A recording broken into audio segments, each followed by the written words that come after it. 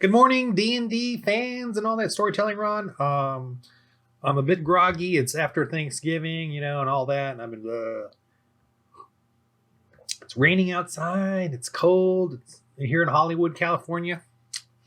But I just trying to get back on it now. Ooh, man, all those carbs. I do keto diet, but I've been eating a lot of carbs this last week. So I'm definitely out of what do you call it? Out of season or not in training or whatever. Man, and the D&D has been kind of weird. I got to make another video about introducing new players. I'll do that next. But and I haven't had any. I keep saying I gotta stop saying but I want to just work on it while I'm doing it anyway. So my main group, man, we keep getting canceled. Woo! So we were gonna play this Thursday, but then one of them is gonna go to Hawaii and film the surfing contest or something. And another one's got to do some yoga, fill in for someone else who got deported to Canada. So that's weird. That's kind of funny. But we are not playing, so we'll probably play, the Storm King's Thunder campaign. Hopefully we'll pick up in the mid-December. Yeah, it's rough out here in Hollywood. So I want to talk about Tomb of Annihilation because I'm getting into, I've been into it. But I'm playing this one with my two daughters, and one of the daughters is 21 now. She's in college, and her boyfriend and her play with us, and it's been really great. Great guy. So they've been playing, and so we haven't played in a while because hopefully we'll pick up. I don't know, but we had some sessions over the summer, and it was a lot of fun. And I wanted to explain to you what I did for Tomb of Annihilation, or what I'm doing for Tomb of Annihilation. So here's a video for that, and this is just sort of the intro basics or beginning of that.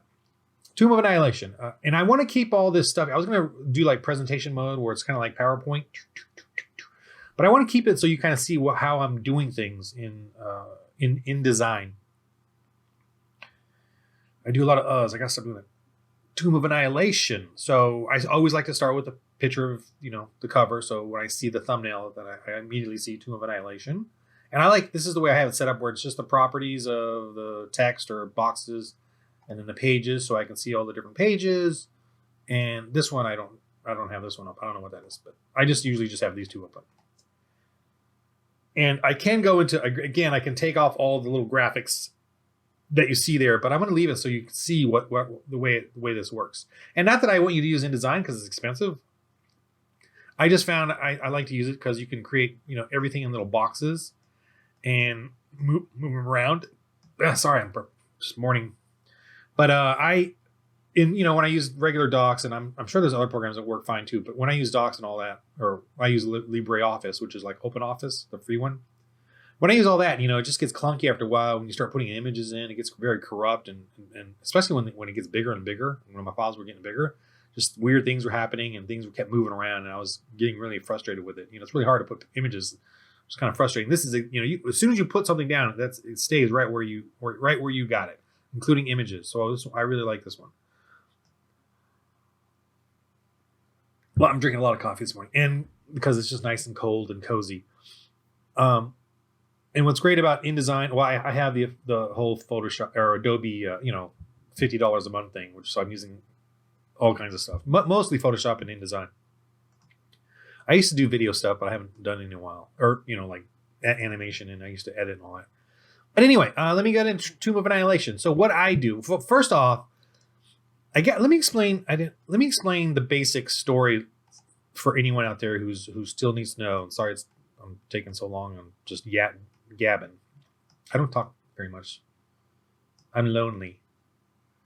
Okay, so the basic story is that there's a death curse, and Asarak or whatever the lich, the guy, Asarak. I should remember. I should get that down. But whatever. He created a death curse, and he has a hidden. I like to start at the end and then go backwards because then you kind of just know. He's got a weird giant demigod baby thing in a. Oh, spoiler alert! Please, this is for DMs. Wannabe DMs, Dungeon Masters. So he's got this atoll or whatever. I haven't read it in a while. I just wanted to do this. He's got this creature, this demigod creature in a tomb that he's protecting. And it's somewhere around here. And this is the player's map, so I don't have exactly where. It's somewhere around here.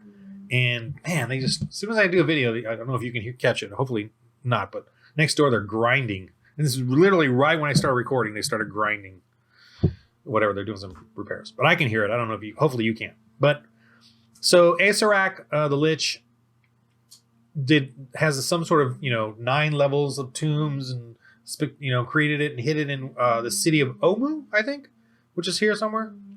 And so that's the main goal, is to go there, because he created a death curse, and that demigod is sucking in all the souls from all over the world into its little lab, and eating and consuming it as it's growing into a god or whatever. And so Asarak, the Lich, who goes from all the multi-planes and multiverses and travels the galaxies, comes back from time to time and creates those traps, and he has the trap makers and all that. And so it's a 9-level tomb, kind of like Tomb of Horrors thing, and you can turn it into kind of a humorous thing too. There's a lot of quirkiness about it all, but that's the main story. The city of Omu, which is where the tomb is at, then has 9 gods that were all captured by Asarak, and then you can kind of get them to possess you in certain areas or in the tomb, and you learn about them in the city, and you get the keys in the city, the 9 keys around the ruined city, to then go into the tomb. And the whole reason is to stop the death curse, because no one can do resurrection anymore. And those that were resurrected are all dying, like rotting away. So a powerful wizard woman hires the party to then come find what's going on and end the death curse. And where, it's centered around here somewhere. That's all they know. They don't know it's Asarak or anything. So the premise of the story is that a bunch of or high level, the wizard, she's rotting away, but she hires them to then come to Chult to find out what's going on and end the death curse. Now what I did though is, instead of doing one party, I made it so that she was hiring a bunch of people, and all of the reason is you want to get a sense that there's a whole bunch of adventurers coming into Port Nyanzaru, right? I mean, you think about it, there must be a whole bunch of adventurers, because there's a lot of high level people who got resurrected who know the death curse, and it's an epic, like, what's going on, and try to find out and end it. And obviously Asarak knows about that too, and is kind of, that's his fun challenge, is seeing if they'll come and go through his tomb, his tomb of tricks, whatever it's called. So what I did is I made it so that she was hiring a bunch of adventurers, and the party was mixed in with that, and so the 2 daughters and the boyfriend, and they were mixed in with them, and then they all had, and I even gave clues, like, to the Red Wizards, the Wizards of Thay or whatever, the Red whatever, and the Lord's Alliance, and some other groups were all mixed in, and it was a big hoopla of them coming into the woman's house and making a mess, and she's all sickly, and they're all, and then they all came together, teleported, like this big group, and then of course they all dispersed, going to find. And the reason I set up that way is because I want the party knows about the death curse, and that if they die, they have to start a new character. So I wanted them to get a sense that there were other adventurers there, so that if they died, they can just pick out one of those will show up somewhere. They'll either come by in a boat, or they'll find them, like, captured in a cage in a prison somewhere, and then that's their new character. And I usually start them at the same level that they died. That's kind of a nice, or maybe one level lower. I haven't really decided that yet. So the players do know that they can die, and I roll all combat dice in front of them. Okay, that, to me, that's a fun thing too. Like, I don't hide any of it. Whatever damage you take, whatever save, fail, I do obviously the stealth and secret stuff behind the screen, but when we go into combat, everything is rolled in front, and no mercy, like, kind of thing. So that's fun. They kind of know that, but sadly they are getting attached to their characters, but we'll see how that plays out as we go along. And so what's great about Tomb of Annihilation, which I really, really, really like this one, is how it's very open-ended, and it really is open-ended. Some say they're open-ended, but you really still have to go certain areas. But in this one, it really is open-ended in a sense, because everything is really mid-level, like low to mid-level. All the encounters, Fort Balerion, which is Lords of Alliance, kind of lawful evil-y set up. They're very mean if you don't buy their pass or writ to do missions out here. But it's still that, plenty of things that they can do. They can hire, like, every location really is an opening for all kinds of DM, fun stuff. You can just make a bunch of different adventure, random or not. I personally don't like to do random stuff though, like in the sense of hex crawl, where you each day you roll for encounters and then what kind of encounters. I don't like to do all that. I sometimes might roll an encounter just for the fun of it, but I won't do it as like an ongoing hex crawl or every day. I will not. I will make it narrative. Like, what's the area? What would be in that area? What would be the creepiest thing to encounter in that area? So that's the way I do it, and I enjoy it that way because I want what do I want them to see? When you, as a DM, you really make sure, don't allow the dice to rule you. You rule. You decide what you want to see in that area, how you want to play it out. So like when they decided in the, you can go to all these different locations. It's really cool. You can make up your own, all this coastal stuff. Now this is obviously the undead area of the jungle, and this is the regular like evil goblins and whatever pygmy evil things and well, there's no pygmy evil things, but anyway, the regular goblin-y jungle stuff and dinosaurs. And this is the undead. So what they ended up doing, and these are all generic mines that you can just use and make your own dungeons or whatever. At Fort Valerian, by the way, they want him to hunt undead, and there's all the frost giants I believe are nearby. I'm not sure, that are coming to look for. There's another side or kind of sub story with one of the NPCs. Oh yeah, and Port Nyanzaru is really great. When you get there, a lot of NPCs. You always got there. They want to hire a guide. The city looks great. The map. It's a lot of fun adventuring. I'll just go through kind of a basic run through, and not detailed right now. But you get a dinosaur run. There's a prison run, and as first level, it's great because you get little, like I had a loan shark came up to them and asked them to go beat up some guy and get my gold back, and I'll give you half. So they needed some money to buy potions and supplies, and so I let them do little missions like that inside Port Nyanzaru, and that was fun. And they did a dinosaur run for some money, so that was fun for them too. And so they got their little potion, they got their stuff, and what they ended up doing is picking. And I picked the guide for them, to be honest, because I wanted them to do certain things. And I'm a railroady kind of TM, but it never feels like that when they're, because the way I sell them characters, I sell them the one that's most interesting and the one that I want to do, and the other ones are not as interesting. If they want to go that way, fine. But I'm gonna sell them. But whatever. Anyway, so they ended up going down. They got the boats. They got the guide, and the guy they got was the dwarf. The dwarf that I made him kind of funny though, that he wanted to go back to the and reclaim the mines down all the way down here for the forge one with the salamanders in it. And obviously there's the red dragon one over here too. That's the mine. There's the forge and the mine, which are close by, and they're both dwarven. So they're heading down to that one.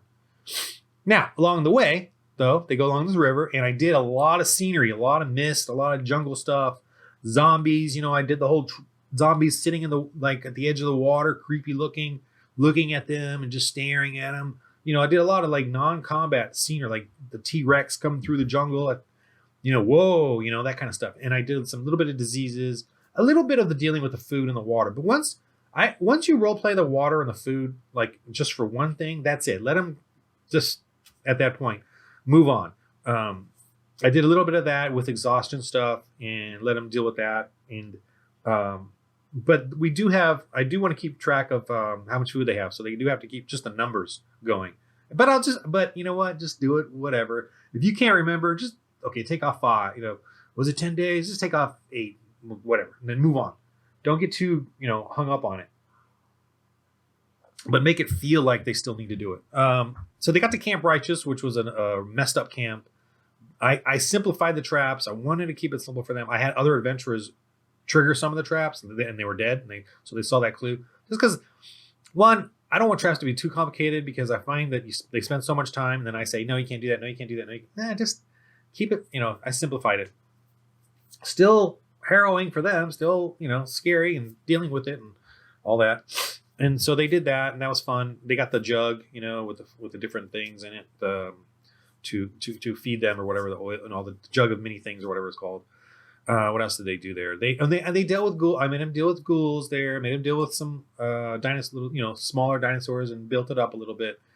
The velociraptors to a little bit bigger. And what they discovered was that there's the jungle goblins on this side messing with them, and they use conches or conchs, whatever. Conches, I like conches better. Conchs. They'll blow in them, and that'll summon the dinosaurs. So they figured that out, and that was, and I did that as a kind of a neat thing. They dealt with some goblins, and I used like a cool generic maps for that, and some paper minis. And I'm definitely going to start doing my own. I do my own paper minis, by the way. I always advertise this, patreon.com, mini dudes, DOODS, mini dudes, whatever. But I don't have any for this one yet, because I did this before I started that. But I'm definitely going to do some of this if we play this again. Whew. Anyway, so then they went to Camp Vengeance, which was cool. They and there, I always make the NPCs, especially like the captains and the leaders and stuff, I always make them jerks. Like that kind of thing. Oh, and they did have one low-level cleric with them that came, because I knew they didn't have one, so I knew they needed one. And she also wanted to come, or he. It was a he. He wanted to come. He was a high level, by the way, or mid-level, whatever. And he was one of the main characters, yeah, or one of the not guys, but additional NPCs. He came with them, but he stayed at Camp Vengeance. But he came with them, and he was a Chult guy, I think, or whatever. But they were at Camp Vengeance, and the people complained, like the leaders, we're gonna conscript them or draft them, or whatever. And it was all angry and stuff. And I like doing that, because then they proved themselves. They went out, they killed, they did a little patrol. They killed a dinosaur and some big evil melon, one of the plants, and got that, like the melons and stuff, because it lured them in with the sweet smell of melons, and then tried to bite them, or whatever. And so they brought all that back to the camp, because the camp's all dying and they're all suffering, and fed and gave them all this great food. So then the captain was grateful, right? And that's when the player's like, yes, you know what I mean? You bring them down with, we don't, loser, we don't need, whatever, and then bring them up, right? When they succeed at some adventure. So the camp now and the captain were all gracious, and helpful, and then they needed them to take back some of the soldiers who were really beyond hell, whatever, and took them back to Port Nyanzar. And they had a little bit of encounter, but I quickly played through that, and they got back, and they got a new guide, the younger cleric. She's in the book, that wanted to go to this area and search there, but they made a deal that if she comes with them all the way to the dwarven place, because the dwarf is getting frustrated, he can't believe he had to go back there and back. And so they brought that back. They got back to Camp Vengeance, whatever, re-prepared, and then they went through here, which is kind of cool. Now Ambala is like a witch up on a mesa, but they avoided that, and so they knew a little bit about it. A little talk, little scary stuff, and I like to add that in, like there's this or that, little clues of other things you could do.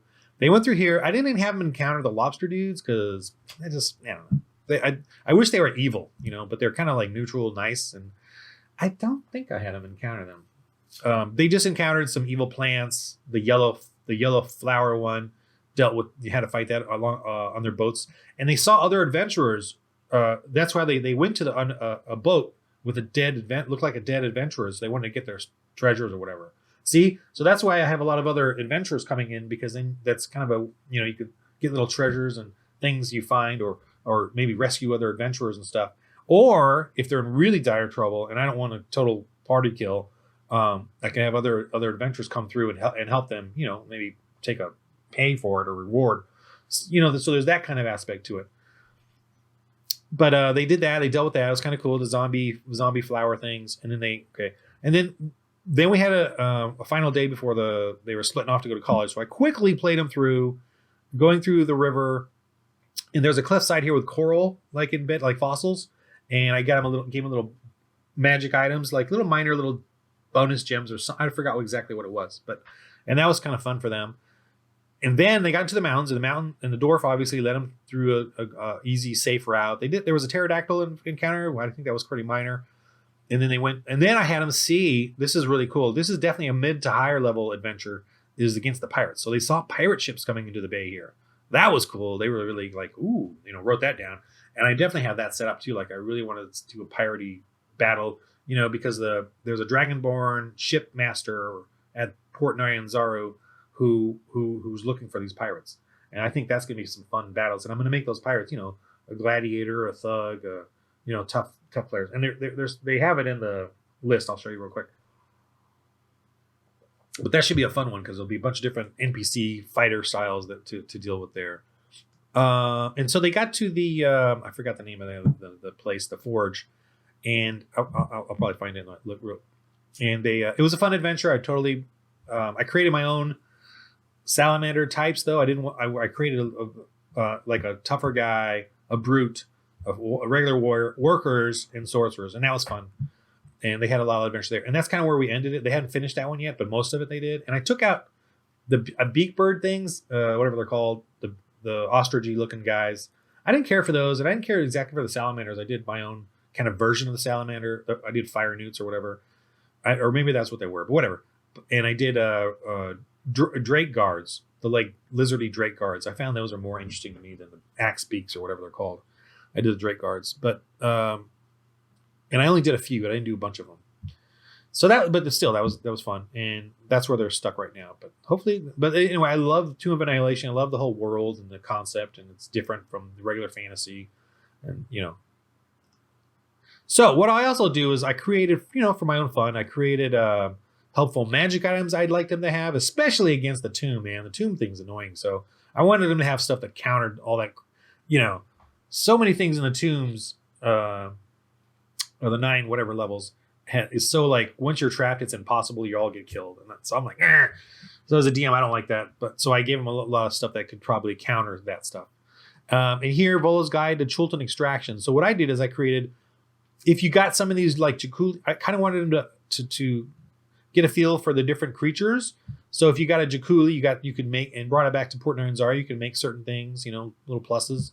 If you got a T-Rex hide, if you got the Kamadan venom, Gorillion meat, gives you some little things going on here. Tri-flower glands, yellow musk pores. You just get little cool things for the Sioux monster, the Iblis eggs. Now they were going to buy if they bought the Volo's Guide book where because he's supposed to be in Port Naranzar. So if they encountered him, they didn't yet. So they could buy his book, and then I would give them this list, and we could find this stuff out in the jungle. I don't know if they'll play that, but I just did it. And then these are other basic treasures. Oh, these are better. These are my basic treasure list and things that I want them to, that'll be helpful for them. And then this is the more, specific to helping them as they get higher leveled. So I like to give people magic items. Kind of dumb, but whatever. And what I do too is, in case they needed pre-made characters, if they died, that's a great site. If you want to look at that, digitaldungeonmaster.com. It's really great. It's got pre-made characters. And I use them a lot just as a reference. Okay, so first chapter. So what I like to do is I made a list of like possibly what they'll be doing. And it's funny is like when we play, they only go through like 1 through 3, and then the next list. And then when I remake the list, I start at 3, as 1 and go beyond that. But that I kind of made a list of what I think they'll be doing and move on from there. And if they look like if there's a pause, I'll start the next number, like get it going. In chapter 2, this is what they were doing. And this is the cleric that went with them, and the albino dwarves. Okay, so I like to kind of shorthand all of my monsters on one page just so I have them quickly right next to me. So I have the zombie jungle, ghoul jungle, ghast jungle. So I had those out. The yellow musk zombie. If I did the yellow musk creeper, the iblis, and the man trap for them, to deal with. And I gave them I'm assuming this is in the book, or maybe I did something with it, but they got an attractive pollen. Anyway, and then the goblins, the Batiri goblins, the goblin warrior. So I had the goblins already in case I need them. Use the jungle boar, the Batiri 4-stack. I kind of changed the stacks so that they actually were like groups of goblins and were actually very effective. I felt like they should have had more. They kind of made it so that they just looked tall, but they weren't really. I don't know. They didn't really seem like they did anything. So I changed it so that they did have extra little attacks and stuff like that. For instance, the 4-stack is 24 hit points. And it gets an advantage attack and it's whatever. And the 8-stack is 38 hit points plus 1 melee attack with advantage and then 1 throw from above. So some guy from above is throwing. Anyway, and then they use the conch to attract dinos. And then these are the dinosaurs I had: the Velociraptor small, the Dicobel, and then the Allosaurus. Chapter 3, they got to chapter 3. Oh, there's the alchemy jug. They got that. The Chihuahua. I wrote down the charms, and I wanted to kind of be aware, what in case they encountered a Chihuahua, which I think they did. I'm not sure. Oh yeah, there's leader Niles Breakbone from the Camp Righteous that was mean to them and then became nice. Or is it? Was him or whatever? Yeah, Niles Breakbone. They got to chapter 4, which is they went back to the town with the sick soldiers and then met Enette the cleric. Now this is a debt collecting guy. I just put this down to remind myself exhaustion levels. Chapter 5. What's it? Okay, so I've just got a little list here of what. Now, here's my kobolds in case they did the kobold thing, which they haven't done yet. I just like to bring them all together in my own page. And as you can see, I have them in little, groupings. The fire notes. This is the one where I did the my own kind of dudes that were kind of fun and interesting. And the warlock was cool. He did flaming sphere on them, and then the a couple of the warriors guarded him while the flaming sphere was going around, and they're guarding him at a door in the place, and so they had to fight through them to get to the warlock who was doing the flaming sphere that was moving that around and burning them. So that was a fun little melee thing that I did there for them, and they were like ah. So I also like the pirates. See, I broke them down into their little groupings, the 3 different ships, the type of guys they're going to have. Oh, and a druid and a berserker and a gladiator and a spy and a priest.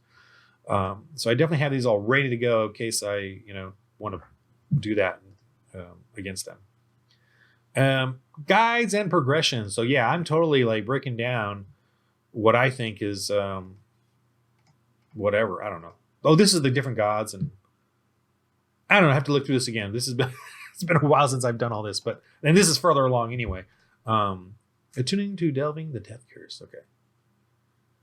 Oh, this is just in case they wanted some other backgrounds. Yeah, they have backgrounds in Tomb of Annihilation that you can use to really help them. If they had made a new character, I could say, hey, you want to try this or you want to try that to add to your background of your character, so it'd be more helpful.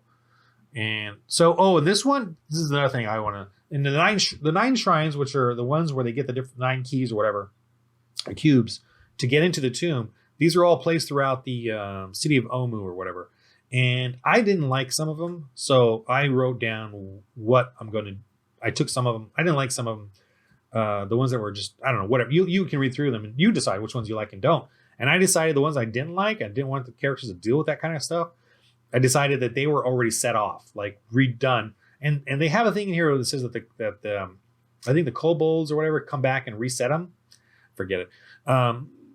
So I decided to take some of the stuff like it's already been set off and there's dead adventurers around, and and the cubes are either taken or still there, or they got them at the Red Wizards have the cubes because they're there trying to do the same thing, so the dude the Wanti guy, the Raz, he has some of the cubes from this. So I decided some of them were already dismantled, and then some I kept as is and let them play it out. But I didn't want it to be too much, It's too much. I might only have them do like 3 of them. Some of them are kind of fun and simple and should be quickly done anyway, so that's fine. But I don't want him to deal with too many of these. It just. Oh, and this is the city of Omu, the different locations, and that's it. That's all I got right now. But just wanted to give a basic run through of how I do it and have a lot of fun with it as a DM, and that's it. That's my video for this, and hopefully I will be making more of these soon if we ever get to play it. I know they want to. It's just a matter of getting them all together, corralling the kids to play it. But thanks for listening. I hope this was helpful to you, and I enjoy just making these videos and enjoy watching others on YouTube do these kind of videos. And so thought I'd add to it.